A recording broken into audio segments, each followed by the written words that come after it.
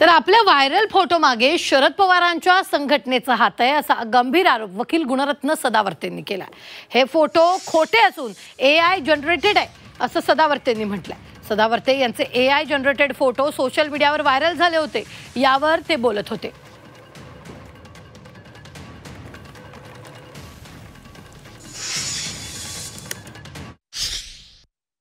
राष्ट्रवादी काँग्रेसचे वयोवृद्ध पुढारी शरद पवार यांच्या संघटनेचा आता रोल एंटर झालेला आहे आणि तो रोल कसा प्ले झाला, काय प्ले झाला हे तुम्हाला मला सांगायचे। एक व्हायरल सत्य,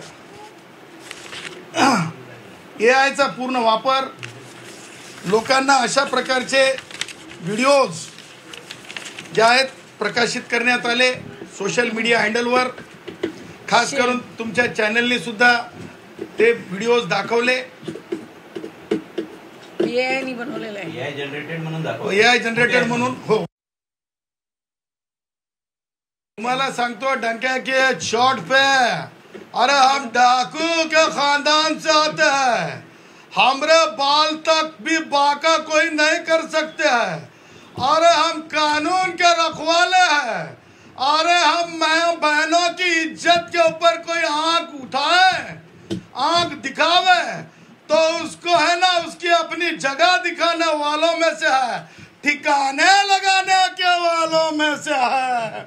इसलिए अरे हमरा बाल भी बाका नहीं होता है, समझे ना। सगळे फोटो AI जनरेटेड आहेत आणि शेर आपके सामने है, एकदम मजबूत ठणठण है।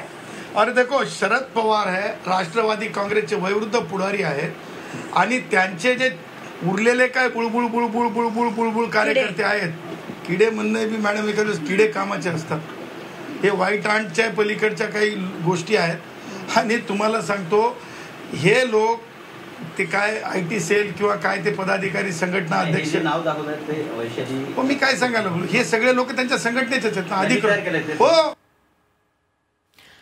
दरम्यान शरद पवारांच्या पक्षाकडून यावर काय स्पष्टीकरण देण्यात आले पाहूयात।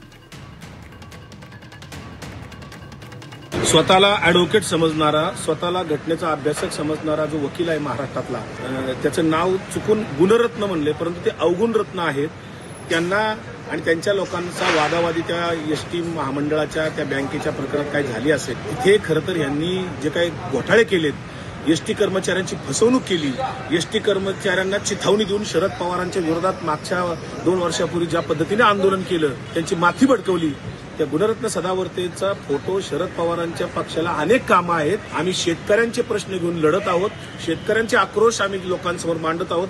अवगुण रत्नेकडे लक्ष द्यायला